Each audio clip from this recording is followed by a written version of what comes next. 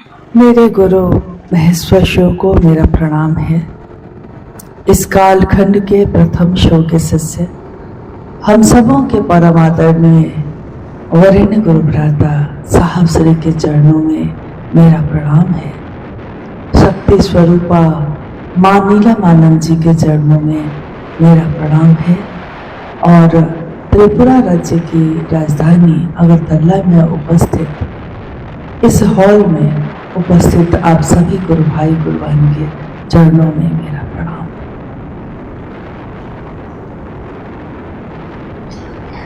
महागुरु महादेव के शिष्य होने के नाते एक सौभाग्य हम सबको मिला है कि हम दुनिया में कहीं भी जाकर अपने गुरु का संदेश सुनाते हैं, समझाते हैं, महादेव से जुड़ाव करते हैं और आगे बढ़ जाते हैं। इस कालखंड में शिव की शिष्यता का प्रारंभ जब हुआ, ये 1980 का दशक था।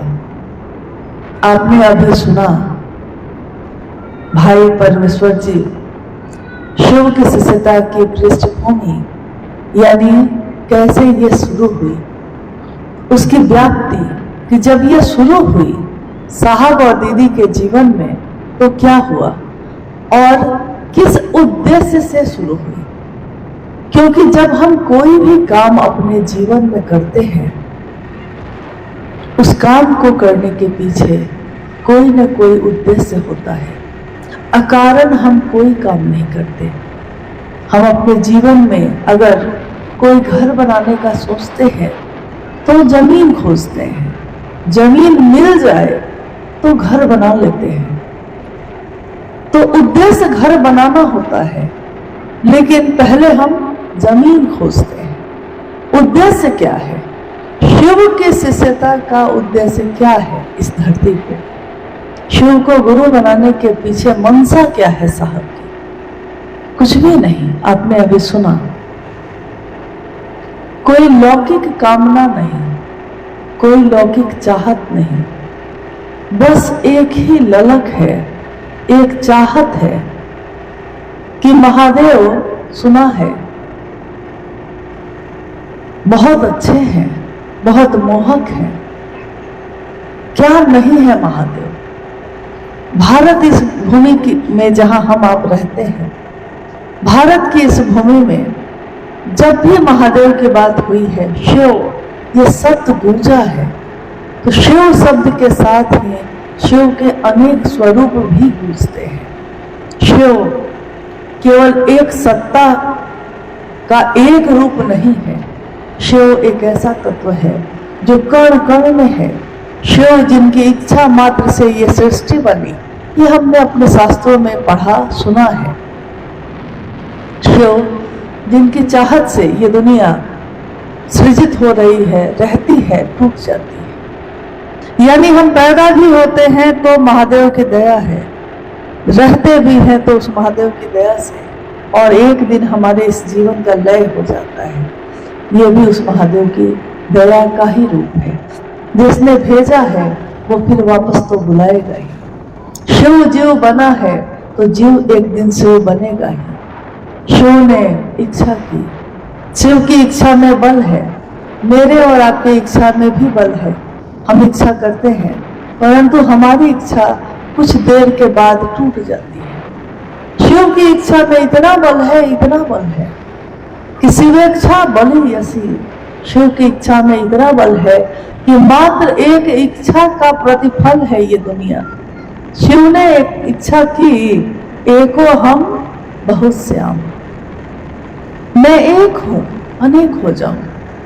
और शिव की इस इच्छा में इतना बल है कि जैसे ही इच्छा हुई और ये सृष्टि बनने लगी। अब शिव की इच्छा शुरू हुई है, सृष्टि का सृजन शुरू हो गया।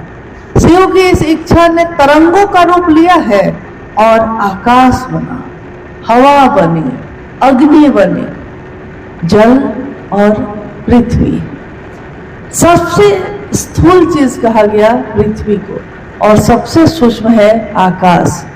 5 तत्वों से ये दुनिया बनी है। 5 तत्वों से ही हर इंसान या इस दुनिया की कोई भी रचना बनी। स्वाभाविक है कि जिसकी इच्छा का प्रतिफल होगा ये दुनिया होगी, तो इस इच्छा में वो शिव भी होगा। इसीलिए इस सृष्टि के कण कण में शिव है, कण कण में महादेव है। परंतु क्या हम इन आंखों से, जो हमारी आंख है, जो हमारी 5 ज्ञानेंद्रियां हैं, हम उस महादेव को इन आंखों से देख सकते हैं? हो सकता है कोई कहे कि हाँ देख सकते हैं, परंतु ये संभव नहीं है, क्योंकि इन आंखों से तो हम इन 5 तत्वों को भी सबका सब नहीं देख पाते। हवा ही हवा है चारों तरफ, प्राण चल रहे हैं सबके, क्योंकि वायु है, परंतु इस हवा को, इस वायु को हम देख पाते हैं इस आंख से। जब हम इस तत्व को भी नहीं देख पाते तो उस तत्व को जो सूक्ष्माति सूक्ष्म है उसको कैसे देख पाएंगे? अपनी इन आंखों से महादेव को देखना संभव नहीं। अपने इन कानों से महादेव की आवाज को सुनना संभव नहीं है। परंतु हम छू भी नहीं सकते, स्पर्श भी नहीं कर सकते, स्वाद भी नहीं ले सकते, गंध भी नहीं ले सकते। यानी हमारी 5 ज्ञानेंद्रियां जहां काम करना खत्म करती है, वहां से हमारे हृदय की सीमा शुरू होती है, क्योंकि हृदय की कोई सीमा नहीं होती। प्रेम का कोई तल नहीं है, प्रेम की कोई सीमा निर्धारित नहीं है। दिमाग से हम गणित बनाते हैं, दिमाग में हमारे विचार आते हैं, दिमाग से हम सोचते हैं, परंतु दिल से हम सोचते नहीं हैं, दिल से हम महसूस करते हैं। हम अपने बच्चे के प्यार को भी अपने दिल से महसूस करते हैं। हम किसी से मित्रता करते हैं, उसको भी मेरा दिल महसूस करता है। इसीलिए हमारा मन, हमारा हृदय उन सारी सूक्ष्म चीजों को महसूस करता है जिनको हम आंखों से नहीं देख पाते।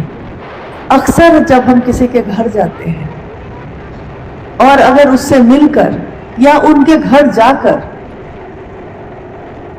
हालांकि उनके घर जब आप जाते हैं तो वो आपका बड़ा सत्कार करते हैं, भोजन बनाते हैं, आपको खिलाते हैं, बात भी करते हैं बैठकर, परंतु आपका हृदय ये महसूस कर लेता है कि भाव नहीं है।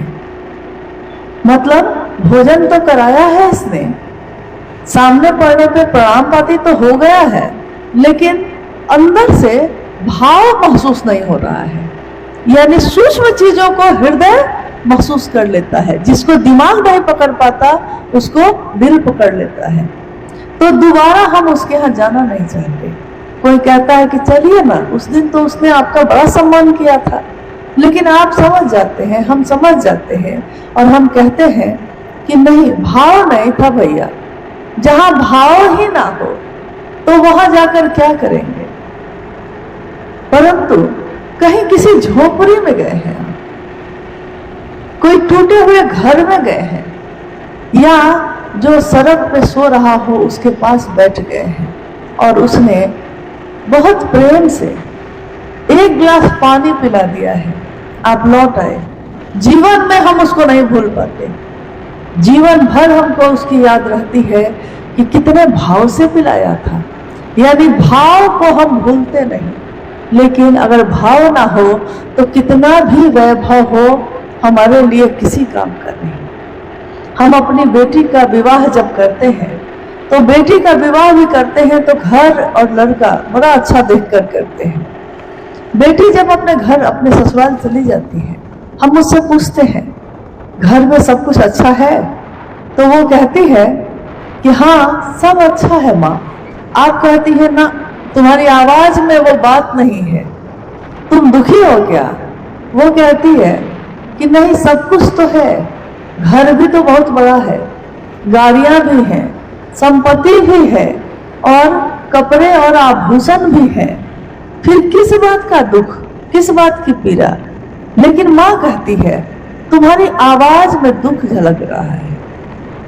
बेटी कहती है अपनी माँ को, माँ पति का भाव नहीं देते। माँ कहती है तो बाकी तो सारी चीजें तुम्हारे लिए बेकार है। बहुत अच्छा घर मिल भी जाए, पति का प्रेम ना मिले, पति का भाव ना मिले, तो उस पत्नी के लिए बाकी सारी चीजों का कोई मोल नहीं। इसी तरह वो शिव सूक्ष्माति सूक्ष्म सत्ता है, प्रत्यक्ष अप्रत्यक्ष सारी स्थितियां परिस्थितियां शिव की ही है। ये पूरी दुनिया शिव की ही है। हम शिव की पूजा हजारों वर्षों से करते आए हैं, हमारे पूर्वज करते आए। मंदिरों की स्थापना करते रहे हम, मंदिरों पे जो मूर्तियां हैं स्थापित उसके लिए वस्त्र का दान करते रहे, आभूषण और मुकुट का दान करते रहे। हम फल और फूल लेकर, जल लेकर और पुष्प लेकर उस मंदिर में जाते रहे, शिवलिंग पे शिव की शक्तियों पे चढ़ाते रहे। लेकिन महादेव ने कहा सब कुछ तो है, भाव नहीं है, तो ये सारे कर्म कांड, ये सारे आयोजन व्यर्थ हो जाते हैं अगर उसमें भाव ना हो। यानी किसी भी रिश्ते में भाव के बिना कुछ नहीं हो सकता। तो जब हम शिव को गुरु बनाने की बात कहते हैं, तो शिव को गुरु बनाते समय हो सकता है भाव हो सकता है भाव नहीं हो, दोनों स्थितियां हो सकती हैं। विश्वास हो या विश्वास नहीं हो, यह भी हो सकता है, क्योंकि हम इंसान ही तो हैं। कभी किसी पे विश्वास होता है और कभी किसी पे विश्वास नहीं होता।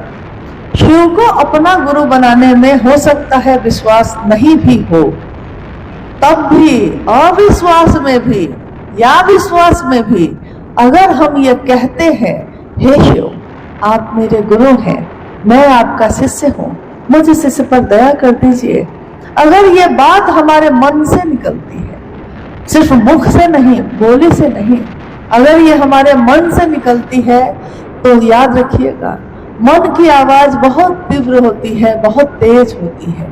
मन की गति इतनी तेज होती है कि अभी यहाँ बैठे बैठे आपने सोचा और आप दुनिया के किसी भी कोने में जा सकते हैं। मन से, शरीर से जाने में समय लगेगा। यहाँ इस अगरतला में आज ये शिव गुरु कार्यक्रम हो रहा है, हमारे गुरु शिव का ये कार्यक्रम हो रहा है, परंतु रांची में बैठे बैठे भी कितनी बार मन से तो हम लोग यहाँ आ ही चुके हैं, शरीर से आने में समय लगा। मन से हमारे साहब, हमारे वरेण्य गुरु भ्राता तो उसी दिन अगरतला में आ गए थे जिस दिन उन्होंने कहा था कि हॉल में कार्यक्रम करना, मैं आऊंगा। इसलिए शिव के शिष्यता में जब ये कार्यक्रम आज यहाँ पहली बार इस तरह से हो रहा है, तो उसमें हमारे साहब के साथ हम लोग सब उपस्थित हैं। महादेव इन आंखों से दिखाई नहीं देता, तो महादेव हृदय से महसूस होता है। साहब और दीदी भी इन आंखों से दिखाई नहीं देते, क्योंकि उनके शरीर में अब वो उपलब्ध नहीं है, परंतु साहब और दीदी को हम सभी शिष्यों का हृदय उससे भी तेज गति से अनुभव करता है, जिससे हमारे आसपास के शरीर से उपस्थित लोग होते हैं। हम उससे भी ज्यादा उनको अपना नजदीक समझते हैं, जितना नजदीक मेरे बगल में बैठा व्यक्ति भी नहीं होता, क्योंकि ये तो हृदय की बात है, मन से मन के जुड़ाव की बात है। शिव की शिष्यता अप्रतिम है।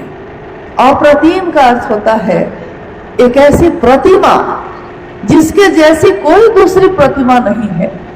इसलिए शिव के अनेक स्वरूप पूजित हुए। शिव महाकाल है, शिव महाअघोरेश्वर है, शिव योगियों के योगी, योगियों के भी गुरु, आदि योगी है, आदि गुरु है। शिव क्या नहीं है? शिव भोला है, शिव शंकर है, क्या नहीं है? यहाँ तक कि शास्त्रों ने भी लिखा कि ज्ञान विच्छेद तू शंकरात, ज्ञान देने के कारण तू शंकर कहलाता है। तुम त्रिभुवन गुरु वेद बखाना, तुम त्रिभुवन के गुरु हो, ये वेद भी बखान करते हैं। संभवे गुरुवे नमः, संभव तुम गुरु होने के कारण प्रणाम करने योग्य हो, हम आपको प्रणाम करते हैं। आप गुरु हैं, हम आपको प्रणाम करते हैं।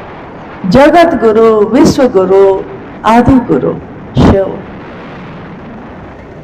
उस शिव की पूजा करते करते हमारा मन कभी उन तक नहीं पहुंच सका, परंतु जब हमने साहब श्री का दिया हुआ ये संदेश सुना, ये तीनों सूत्रों को सुना और अपने जीवन में उतारा, तो हमारा मन धीरे धीरे इस बात को समझने लगा कि शिव के सिवा मेरा अपना इस दुनिया में कोई नहीं है।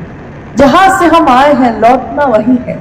ठीक उसी तरह जिस तरह हम अगर रांची से आए हैं तो अगरतला में मेरे गुरु भाई गुरुवान है, लेकिन इसके कारण है क्योंकि शिव मेरे गुरु है। अगर शिव मेरे गुरु ना होते तो यहाँ मेरे गुरु भाई गुरुवान भी ना होते, क्योंकि मूल कारण कौन है। यहाँ रहते हुए भी मुझको अभी भी याद है कि मेरा मूल कारण इस स्थल पे उपस्थित होने का क्या है, महादेव। और महादेव किस कारण से मेरे लिए मूल कारण हो गए, साहब और दीदी। साहब ने बताया। आज दुनिया में कोई कहीं भी इस बात को लेकर जाता है, यहाँ नॉर्थ ईस्ट में आज तक जितने भी गुरु भाई या गुरुवान आए होंगे आपसे ये संदेश लेकर ये कहने कि शिव गुरु हैं, आप उनके शिष्य बन जाइए। आप में से कोई अगर ये इस प्रश्न का उत्तर देना चाहे तो दे सकता है कि क्या ये बात उसकी अपनी थी। हम तो डाकिया थे, आज भी डाकिया है। संदेश किसी और का, साहब का, और पता भी आपका, उनका, इनका, और संदेश किसका, साहब श्री का। पहुंचाने वाले हम में से कोई भी हो सकते हैं, परंतु शिव शिष्यता का मालिक हमेशा महादेव है। और ये बगीचा जो आज सुगंधित है, अलग अलग फूलों से सजा हुआ है, शिव शिष्यों की इस दुनिया में, इस बगीचे में हर तरीके के लोग हैं। कोई गुलाब के फूल की तरह सुगंधित भी है, तो कोई ऐसा भी है जो सुंदर तो है लेकिन उसमें सुगंध नहीं, ऐसे भी है। परंतु ये बगीचा तो साहब दीदी का लगाया हुआ है। इस बगीचे के हर फूल की रखवाली बागवा बनकर, माली बनकर वो खुद करते हैं। और हमको, आपको, सबको उन्होंने एक जिम्मेदारी दी कि ये जो मेरा बगीचा है, इस बगीचे के हर फूल की रखवाली करना, ये हम सबकी जिम्मेदारी है।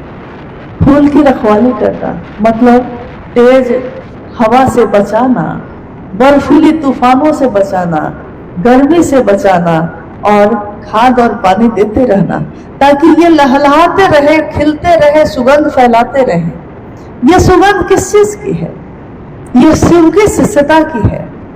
शिष्य भाव मेरे आपके अंदर प्रकट हो जाए, ये संदेश भी इसी के लिए है। परंतु अक्सर हम ये संदेश पहुंचाते पहुंचाते भूल जाते हैं कि ये संदेश तो मेरा था ही नहीं। हम खुद मालिक बनना चाहते हैं, लेकिन हम तो कुछ इसके एक फूल है, मालिक कैसे बन सकते हैं। मालिक तो महादेव है। बगीचे का फूल बगीचे का मालिक नहीं बन सकता। हाँ, वो अपनी सुगंध से अपने पूरे परिवेश को, अपने आसपास के माहौल को सुगंधित कर सकता है, लेकिन उसका मालिक नहीं है। ये तो वो है जिसने बीज भेजा था, तो इस बीज से ये पौधा निकला है। परंतु बीज भी किसी और का, निकला भी तो वो उस पर भी अधिकार किसी और का, मेरा आपका कैसे होगा। अगरतला की इस धरती पे कुछ सालों से, कुछ वर्षों से महादेव की बात चल रही है। आज हमारे आपके बीच मुझको जैसी सूचना भी मिली कि कुछ गुरु बहन आई हैं गुवाहाटी से भी और कुछ शिलोंग से भी आई हैं। मुझको याद है कि जब भी साहब ने महादेव की बात बढ़ाने की बात की, उन्होंने सब पे विश्वास किया, सब पे। शायद आप में से बहुत लोगों ने सशरीर साहब श्री का दर्शन किया होगा, या बहुत ऐसे होंगे जिन्होंने उनको शरीर में भी कभी देखा नहीं, उनसे इस तरह कभी मिले नहीं होंगे। परंतु आज मैं आपको ये बताती हूँ कि साहब शिव के शिष्य हरिद्रानंद जी ने, क्योंकि शिव के शिष्य हरिद्रानंद जी को ही हम साहब कहते हैं। हमारे शिव शिष्यों के साहब एक ही हैं। हमारी दीदी भी, अगर हम कहते हैं दीदी, इसका अर्थ है कि हम लोग दीदी नीलम जी के बारे में बात कर रहे हैं। बाकी सब दीदी हैं, गुरु बहन हैं, गुरु भाई हैं, तो हम दीदी भैया ही कहते हैं। परंतु सबके अपने अपने नाम हैं। जब हम कहते हैं साहब, यानी ये साहब भैरवानंद जी की बात हो रही है। जब हम कहते हैं दीदी, तो दीदी नीलमानंद जी की बात हो रही है। और उनके जैसा प्रेम देने वाला, उनके जैसा परवाह करने वाला इस धरती पे हम लोगों ने इससे पहले कभी देखा नहीं। हर व्यक्ति खुद से जोड़ना चाहता है, और साहब किससे जोड़ना चाहते हैं? महादेव से। हर व्यक्ति अपने पीछे चलाना चाहता है, साहब किसके पीछे चलाना चाहते हैं? महादेव के, क्योंकि इसके लिए हृदय बड़ा होना चाहिए। जगत गुरु शिव के शिष्य का हृदय इतना बड़ा होता है कि वो जानते हैं कि मेरे साथ आप आइए या ना आइए, महादेव के साथ रहिएगा तो भेंट होती रहेगी। और एक ही परिवार तो हम लोग हैं। शिव शिष्यों का ये परिवार जो है, ये एक ही तो परिवार है। इसका हर सदस्य इस परिवार का एक हिस्सा है, परंतु ये परिवार बनाने वाले एक ही हैं, साहब और दीदी। शिव के नाम के साथ इस परिवार को बनाने वाले। और महादेव के चर्चा जो आज हर जगह हो रही है, यह चर्चा तब एकदम बेनूर बेरंग हो जाती है अगर उसमें भाव ना हो। कोई भी शिव की चर्चा, जैसे ही हम कहते हैं शिव चर्चा स्थल, शिव की चर्चा, इसका अर्थ होता है कि इसमें सिर्फ शिव की बात होगी, इसमें किसी व्यक्ति विशेष की बात नहीं हो सकती। इसलिए हम में से किसी को यह अधिकार नहीं है कि गुरु के मंच का प्रयोग हम में से कोई अपनी व्यक्तिगत बात कहने के लिए करे। अगर हम में से कोई ऐसा करता है तो ये एक आध्यात्मिक अपराध है, और इस आध्यात्मिक अपराध की क्षमा शिव भी नहीं करते। क्षमा जिसे कर सके न तुम भी, हो गई कोई ऐसी भूल। हम सिर्फ शिष्यों से ऐसी भूल कभी ना हो, इसकी प्रार्थना करना है महादेव से। महादेव, हम आपके लिए आपसे दया मांगे कि हम आपके शिष्य बन सके। हम आपकी चर्चा भी करें तो इसलिए कर सके कि कोई शिव का शिष्य बन सके। हम आपको नमन भी करें तो इसलिए करें कि हमारे मन का प्रणाम आप तक पहुंच जाए। 3 सूत्र हम में से ज्यादातर लोग करते हैं। क्या आप लोग जितने लोग हैं सबको 3 सूत्र तो करते ही होंगे? तीनों सूत्र, पहला, दूसरा और तीसरा सूत्र हम लोग सब करते हैं ना? आप लोग भी करते होंगे? करते हैं। किसी ने बताया होगा कि करना चाहिए, इसलिए करते हैं। लेकिन इसको करने के पीछे कारण क्या है?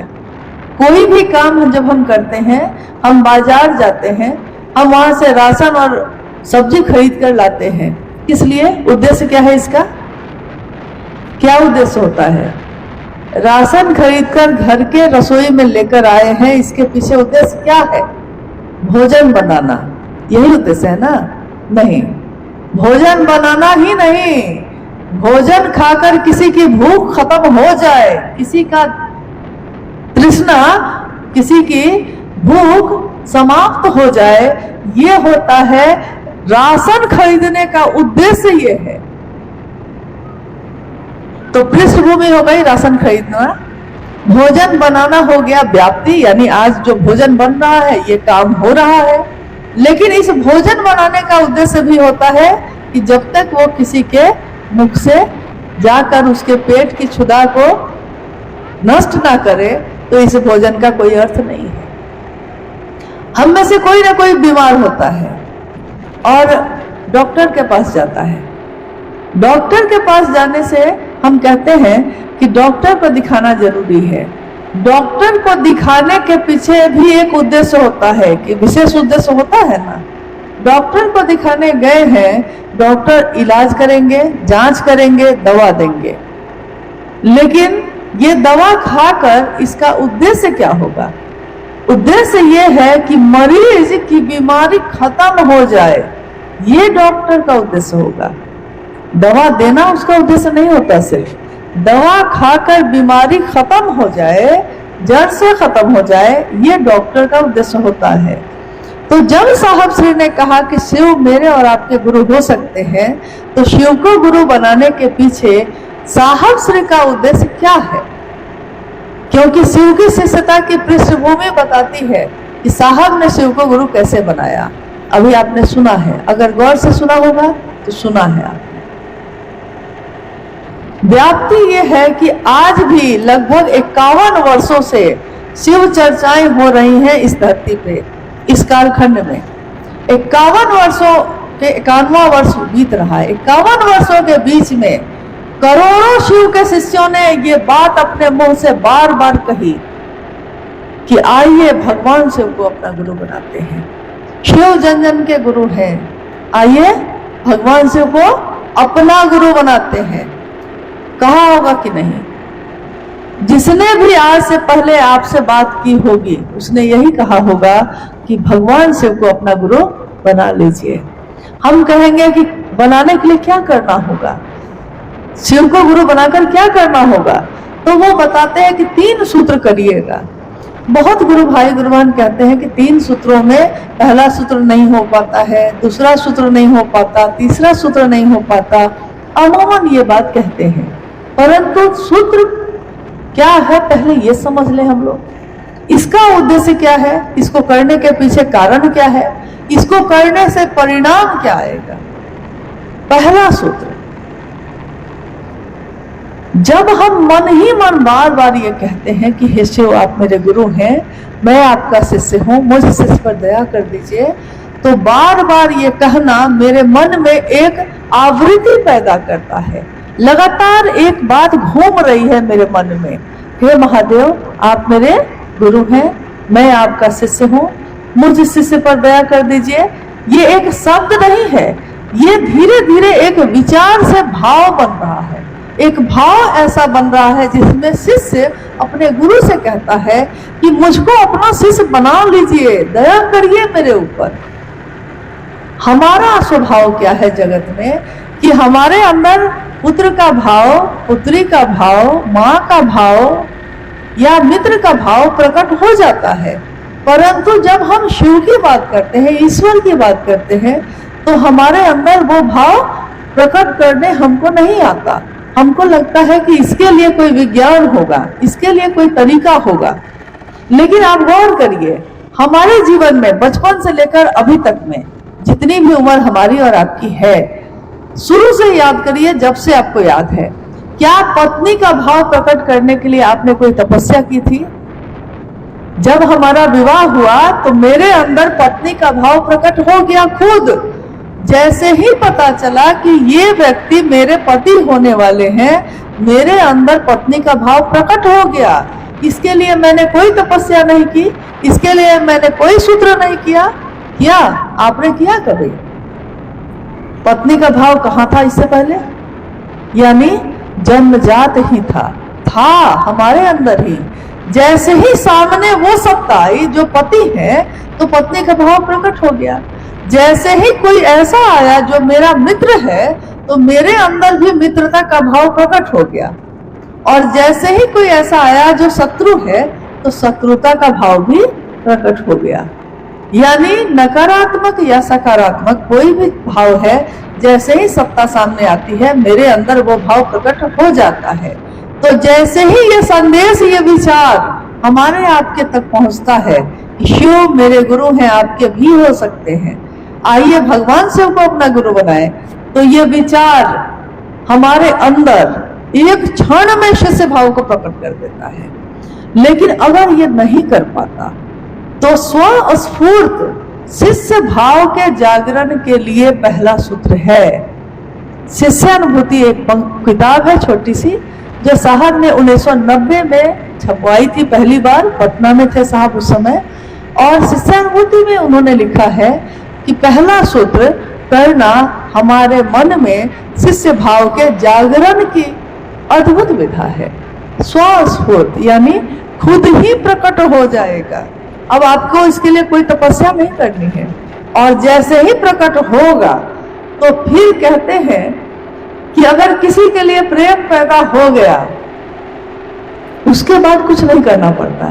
प्रेम पैदा हो गया, प्रकट हो गया, तो अब वो रातों को खुद ही जगता है, अब वो रास्ते पे खुद ही खड़ा होकर इंतजार कर रहा है, अब उसकी रातों की नींद उड़ गई है। प्रेम प्रकट हो जाए तो शिव से जुड़ाव हो जाएगा। इसके लिए दूसरा सूत्र है कि मेरा जो ध्यान पूरी धरती पे बिखरा हुआ है, यहाँ भी है, वहां भी है, वहां भी है, तो सबके प्रति हम भक्त नहीं बन सकते। हमारी भक्ति किसी एक के लिए ही होगी। व्यभिचारी भक्ति अध्यात्म में नहीं चलती। अध्यात्म में एक निष्ठता चलती है, एक निष्ठता यानी एक के प्रति निष्ठा। मेरा हृदय जो विश्वास करता है, जो कृतज्ञता है मेरी, जो एहसान मानते हैं हम, वो किसी एक के प्रति ही होगी। तो अध्यात्म में एक निष्ठता, समर्पण, समर्पण यानी झुके रहना। तो बताइए, शिव मेरे गुरु हैं आज, इसके लिए हमको किसके प्रति एक निष्ठता रखनी चाहिए?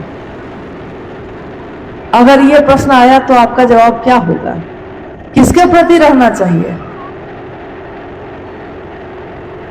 बहुत धीरे बोल रहे हैं, लगता है डरते हैं क्योंकि यहां भय किससे है? किससे भय है?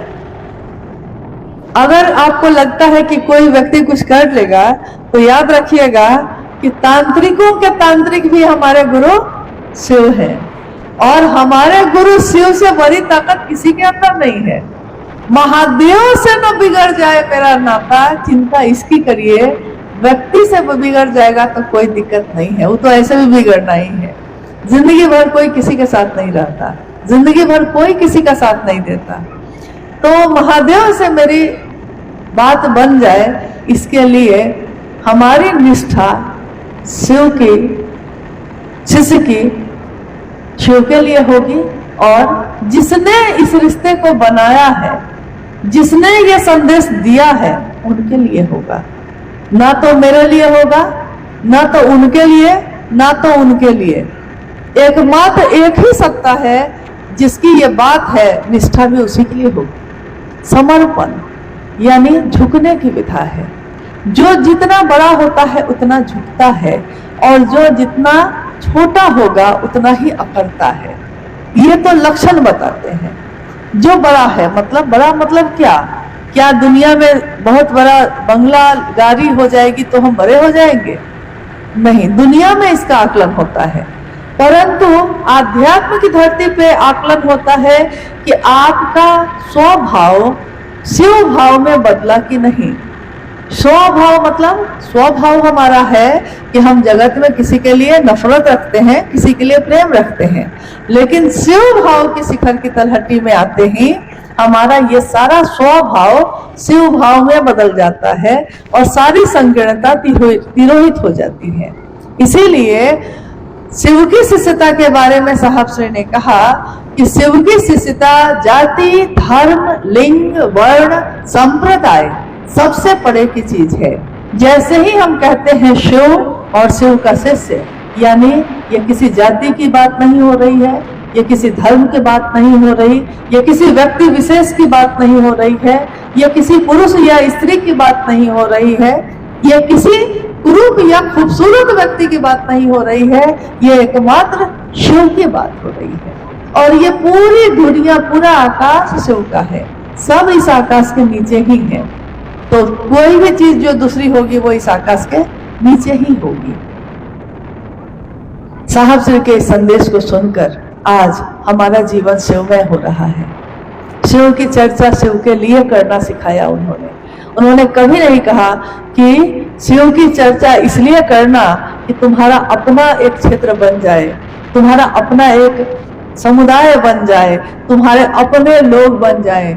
साहब ने कहा शिव की चर्चा शिव के लिए, शिव के लोग बन जाए, इसके लिए करना। तुम्हारा मेरा बन ही जाएगा तो क्या फायदा होगा। कितनी बार ऐसा हुआ कि चर्चा कर रहे हैं साहब, बोल रहे हैं, और हम लोग जो बैठे हैं तो हम लोग का भी नाम लेने लगे उसमें। उन्होंने कहा कि कोई मेरा, साहब चर्चा कर रहे हैं और साहब कह रहे हैं कि कोई मेरा आदमी बन गया, कोई इनका बन गया, कोई उनका बन गया, कोई उनका बन गया, कोई महादेव का क्यों नहीं बना। मैं हमेशा यही सोचता हूँ। तो लोगों के जाने के बाद साहब हमेशा हंसते और कहते कि आप लोग का नाम लिए हैं तो आप लोग को दुख नहीं ना हुआ है। तो हम लोग कहते हैं कि जी नहीं, आपके मुंह से किसी भी तरह नाम निकला, यही बड़ी बात है। तो साहब ने कहा कि देखो तुम लोग छोड़ के भागोगे नहीं, ये मैं समझ गया हूँ, इसलिए तुम लोग का नाम ले लेता हूँ, क्योंकि अगर सामने वाले का नाम लेता तो वो छोड़कर भाग जाता है। नहीं, क्योंकि उसको तो लगता है कि मेरा नाम लेके कह रहे हैं कि मेरा आदमी बन गया, बुरा लग जाएगा उसको। भाई आपको बुरा न लगे, लेकिन अगर यहाँ पे मेरे 500 लोग हो ही जाएंगे तो क्या हम शिव से बड़े हो जाएंगे? क्या हम साहब दीदी से बड़े हो जाएंगे? और इससे हमको क्या हासिल होगा? लेकिन अगर वो सारे के सारे लोग शिव के बन जाएंगे तो मेरे भी रहेंगे। ऐसा थोड़ा ही है कि शिव के बन जाएंगे तो हमको छोड़ देंगे, उनको छोड़ देंगे। जो शिव का बनेगा वो सबका होगा, क्योंकि उसका स्वभाव अब शिव भाव की तरह बदल गया। महादेव सबके लिए झुकते हैं, महादेव सबके लिए करुणा बरसाते हैं। महादेव को दुनिया ने क्या दिया था? जब समुद्र में मंथन हो रहा था तो मंथन में हलाहल विष निकला। इतने देवी देवता हैं, धरती पे इतने लोग हैं, आकाश में इतने लोग हैं, लेकिन जब हलाहल विष निकला तो उस हलाहल का पान किसने किया था? अच्छा, महादेव ने किया था, ये पता है ना आपको? महादेव ने किया। क्यों? महादेव कह सकते थे ना, क्यों मेरे ही पास लाया विष? क्या मैंने तुमको विष दिया हमेशा? तो मेरे पास विष लेकर क्यों आए तुम? महादेव कह सकते थे कि नहीं, लेकिन उन्होंने नहीं कहा। साहब ने अपनी चर्चा में कहा एक बार कि महादेव आपकी किस्मत में विष ही लिखा था तो विष ही न मिलेगा, और क्या मिलेगा?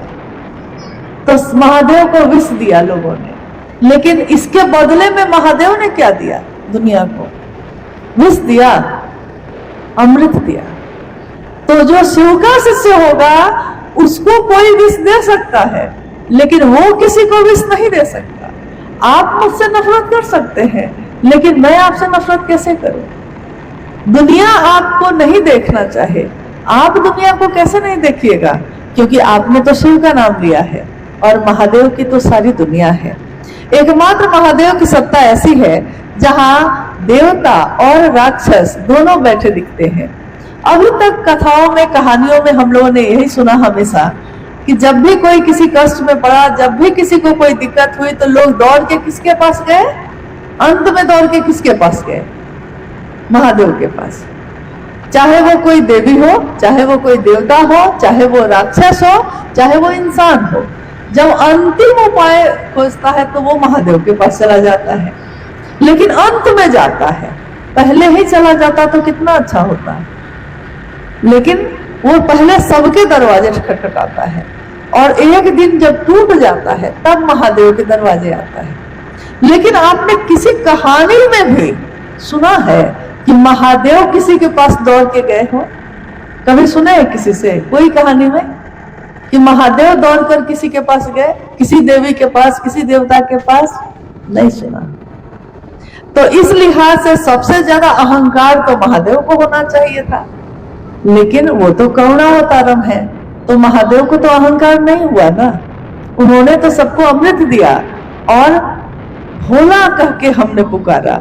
जो तीनों लोगों का अधिपति है, जो सबको वैभव संपत्ति देने वाला है, जो नटराज है, जो महाकाल है, जो कालों का भी काल है, और एक नाम उसका भोला है, तो हम कहते हैं भोला है वो, क्योंकि भोला बन के बैठा है। वो भोला है नहीं, भोला बन के बैठा है। क्योंकि अगर महादेव का, तो एक कहावत है कि और देवी देवता के दौरा दौरी और महादेव के घुसकुनिया। कहावत का अर्थ है कि और लोग दौड़ेंगे तब कहीं जाके यहाँ से वहां पहुंचेंगे, और महादेव बस खिसक जाते हैं तो यहाँ से पता नहीं कहाँ पहुंच जाते हैं। तो महादेव का वार तो कोई सह नहीं पाएगा, इसलिए महादेव पे सारे लोग वार करते हैं। महादेव अगर वार कर दिया तो कोई सह नहीं पाएगा इसको, इसलिए महादेव कभी वार नहीं करते। ये त्रिपुरा की धरती है, और ये त्रिपुरा की धरती बसी थी, और इसका नाम ही रखा गया था त्रिपुर सुंदरी देवी के नाम पे। त्रिपुर सुंदरी शिव की 10 महाविद्याओं में से एक महाविद्या का नाम है, और क्योंकि उनमें लक्ष्मी सरस्वती के भी रूप हैं, तो इस कारण से भी त्रिपुर कहा जाता है। शिव की शक्तियों के रूप आपने देखे होंगे, डरावने हैं, यानी एकदम काला रंग, वर्ण काला है, जीभ काली है, आंखें काली हैं, मतलब एकदम लाल चढ़ी हुई, जैसे कि रुद्र रूप है, जैसे उग्र रूप है, परंतु हृदय बहुत ही कोमल है। मां काली का जितना भयंकर रूप है उतना ही हृदय वो कोमल है उनका, क्योंकि रूप के अनुसार हृदय होगा ये संभव नहीं है, ये जरूरी नहीं है। इसलिए साहब श्री ने हमेशा कहा कि रूप पे मत जाइएगा, रूप किसी का डरावना हो सकता है, हृदय कोमल हो सकता है। अब तीनों सूत्रों को करते हैं हम लोग, सारे लोग करते ही होंगे।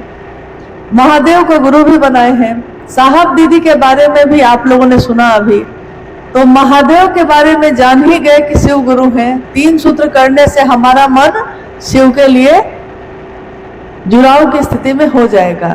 लेकिन ये तीनों सूत्र करने के पीछे मूल कारण क्या है?